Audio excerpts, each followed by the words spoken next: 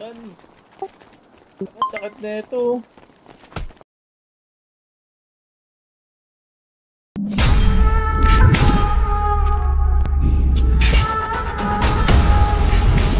Cadence.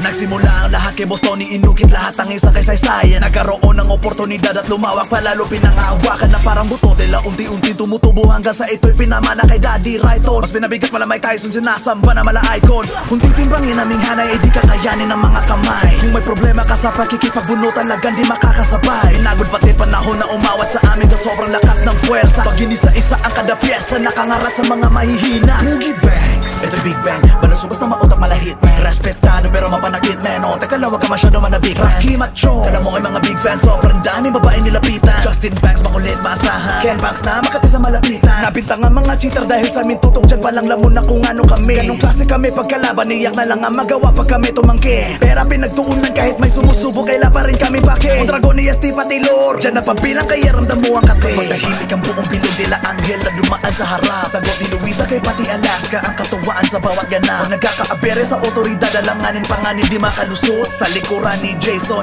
handang humarap sa problema nyo. Diskarte ang usapan, lahat ng hintuturo ay matik na kasentro. Kung gumalaw ay walang halong biro, pag si Charles na ang pinaikot. Ang kadikit ni Daddy Righton, given na sila ay magkahawi. Kahit na dalawahan pa ang labanan, iiwanan na madugo ang pagyanig. Siva, 556, tagos mga sar kahit nakabalute. Pwedeng isama kay Mira, pampato sa pagpataasan ng ihi. Naging kasanayan ni Righton ng buhay gulo kahit san pa mang sulok sa kalye. Mahaba ang sungay pero tanggal angas kapag kaharap na si Aimee. Di mabilang ang daliri, kung ilang beses na binansagan ng mga hari. Malamizo na may pamatay ng ora pagtahimik.